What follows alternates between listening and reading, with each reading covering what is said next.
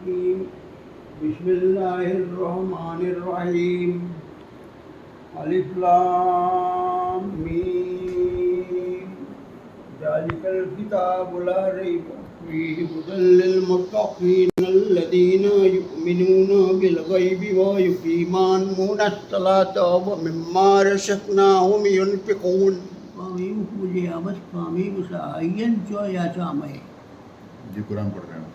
हाँ बात है कि ये केवल इसमें अर्थ नहीं है, इसमें हिंदी अनुवाद भी है और फिर सब शब्दार्थ भी है। शब्दार्थ भी देख रहे हैं। हाँ, फुटनोट की तरह आपने पूरा इस्तेमाल किया। जैसे जी की रामप्रिया जी की उम्र है 83 साल। सर आपकी उम्र 83 है। 83 साल इनकी उम्र है और आप इनका उत्साह देखिएगा तो सोचिए ज़रा ऐसे लोगों की कितनी ज़रूरत है हिंदुस्तान को, दुनिया को, जो धर्म को किसी भाषा या किसी संकुचित विचार के दायरे से बाहर निकाल कर देखते हैं। हिंदी के प्रोफेसर रहे और रिटायरमेंट के बाद जब लगता है कि जीवन ख़त्म हो गया, इन्होंने अपने जीवन को एक नया अर्थ दिया है और लगातार ये काम कर रहे हैं। और शुक्र है उन लोगों का भी जो इनके आसपास रहे। इनके हिसाब से जो 85% लोग इन्हें मिले, उन्होंने इस काम की तारीफ़ ही की, जिनसे इनका मनोबल बढ़ने के बाद आपने वेरीफाई चेक भी कराया किसी इस्लामिक स्कॉलर से या मदरसे में जाके जहाँ से आपने सीखा? तो जो नीतन घाट के अरबी वाले प्रोफेसर जो हैं, पढ़िए ना थोड़ा सा। बहुत खुश हैं। और दूसरी बात है कि मैंने फारूक खां से 3 माह तक डिस्कशन किया। अच्छा, अनुवाद पढ़ते हैं मतलब इसके जो रेफरेंसेस है, जो कहानियाँ हैं उसके नहीं प्रत्येक आयत पर क्या कहा कि इस आयत का आपने हिंदी अनुवाद कैसे क्या किया है, संस्कृत अनुवाद क्या किया है, शब्दार्थ कैसे लिखा है, सब पे बताते भी गए कि अब इसमें जैसे अ होता है तो क्या है, क्या उसका मीनिंग होता है, या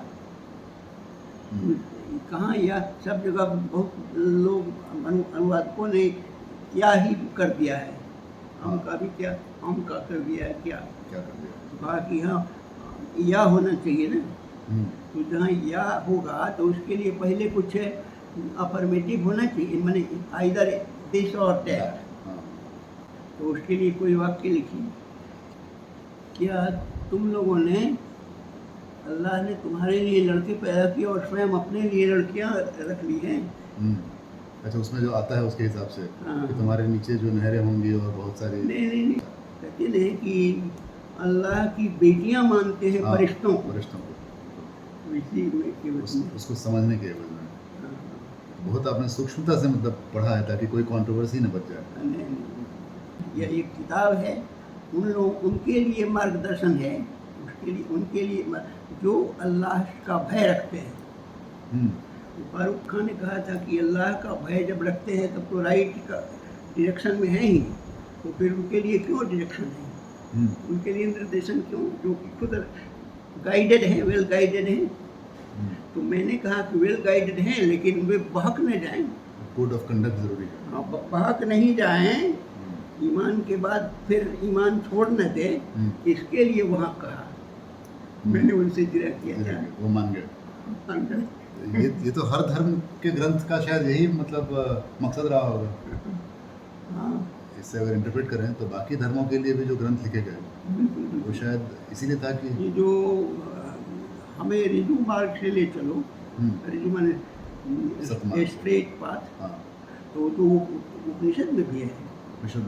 अग्ने नयसुपथा राये यस्मान विश्वानि देव वयुनानि विद्वान, ये वही बात कहता है।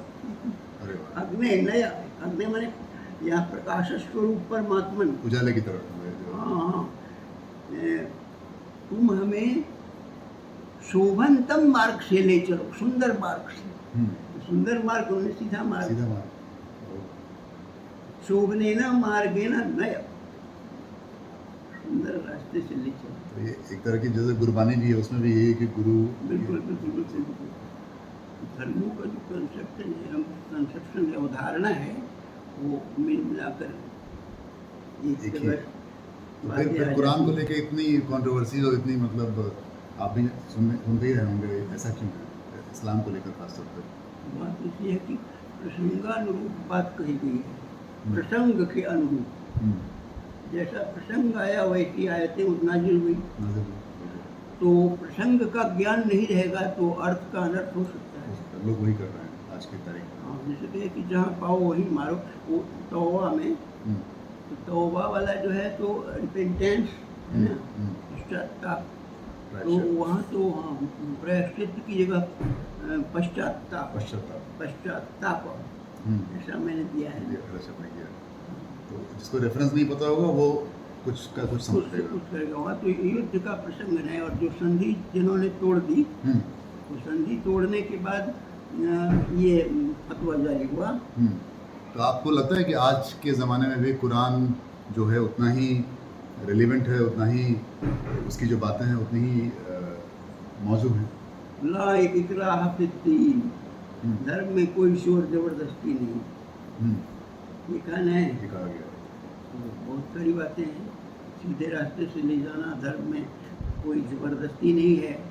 हम्म, साफ लिखा है उसमें। हाँ, मैंने उसको अपनी बात तुम कह सकते हो, लेकिन बलपूर्वक उसको इस्लाम धर्म में दीक्षित नहीं कर सकते, नहीं हम्म। ला सकते। और एक जो कॉमन जो परसेप्शन है जो काफिरों को लेके पाया जाता है कि जो लोग नहीं मानते वो काफिर शब्द का अर्थ क्या हुआ? काफिर शब्द का अर्थ हुआ कफरा है, हम्म, टू निगेट, नकारना। हम्म, और कृतघ्नता करना भी, खरामी करना भी, ये भी हुआ हम्म, है ना। और ढक देना इस अर्थ में भी है। हम्म, कपड़ा में ढकना भी, हम्म, जैसे बीज को किसान ढक देता है हम्म, मिट्टी से, हम्म।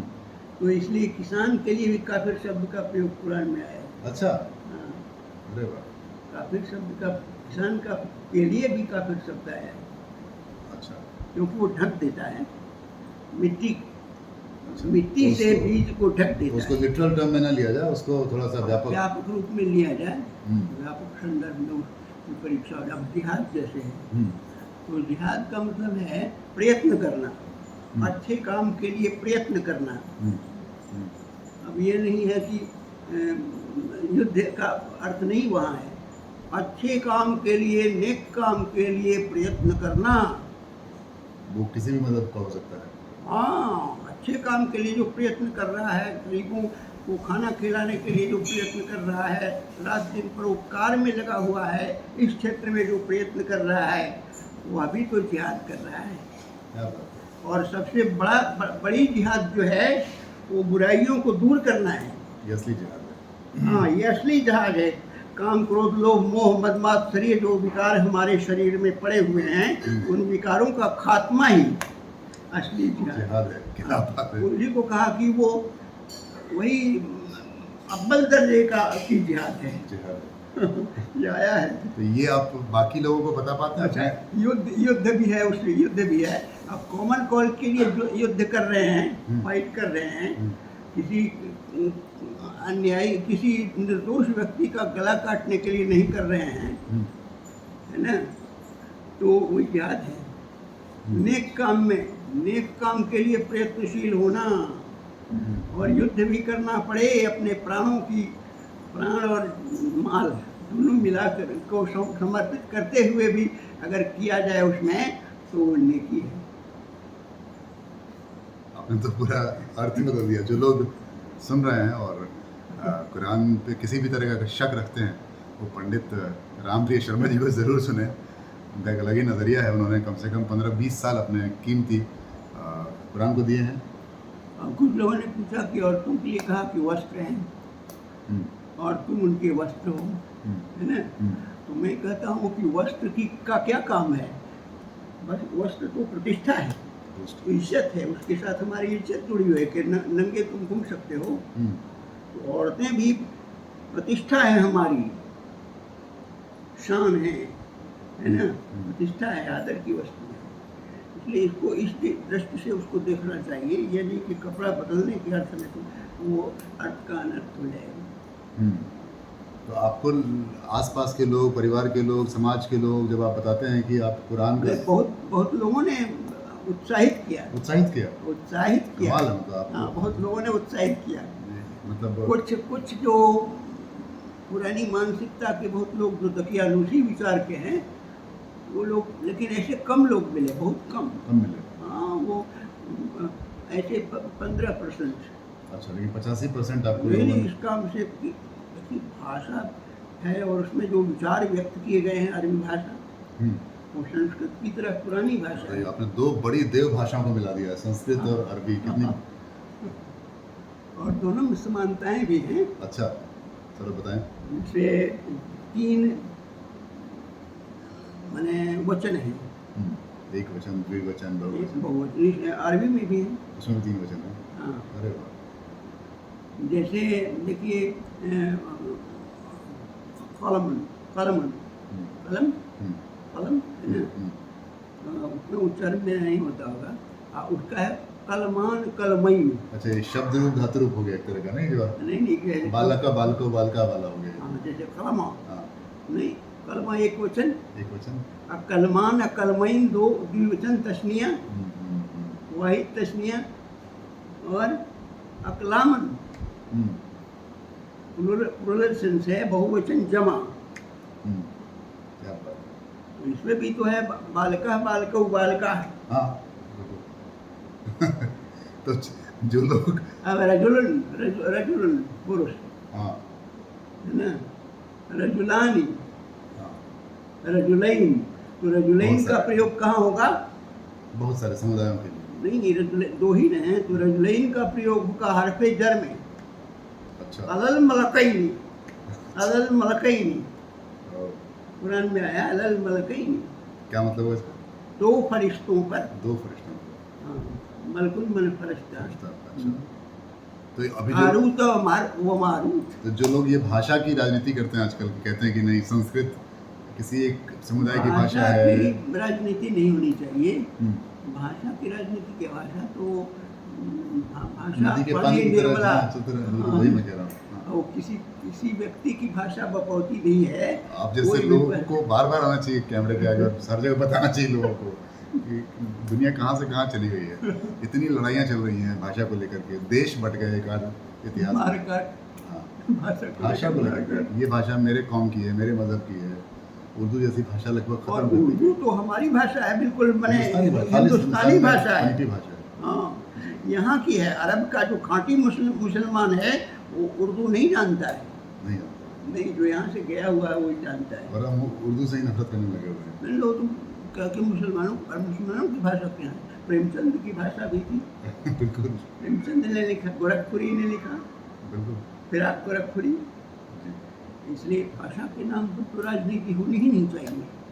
ये तो वही लोग करते हैं जो दिमाग जिनका सड़ा हुआ है, सड़ी हुई पिछड़ी मानसिकता। हाँ, पिछली मानसिकता, सड़ी हुई तो मानसिकता। इतना पढ़ने के बाद आप जो इल्ज़ाम लगता है इस्लाम पे कि ये कट्टर है बहुत, या बहुत ही लोग दकियानूसी हैं, कुरान पढ़ के ऐसा लगता है क्या कट्टर कि तो मान लीजिए कि कुछ मैंने आतंकवादी भी इसमें हैं, जी। सब धर्मों में हैं, सब धर्मों में सब? तो उनके कारण कट्टरता आई है। वो व्याख्या पर निर्भर करता मतलब है। कुरान पढ़ के क्या ऐसा होता है कि आपकी कट्टरता आपने बढ़ जाए? व्याख्या कैसे की है? हम्म। अगर उसका दुरुपयोग करेंगे तो गलत व्याख्या हो जाएगी। वो तो किसी भी और जगह, गलत व्याख्या होने पर फिर उसी तो ढंग कोई भी से- किताब जहरीली हो सकती है फिर तो। किसी भी किताब तो आप यानी कि इसको पूरा तो कंठस्थ कर चुके हैं एक तरह से कुरान को। कंठस्थ तो नहीं बाकी करते। लोग करते हैं। अब आप हाफिज से कम क्या हुए?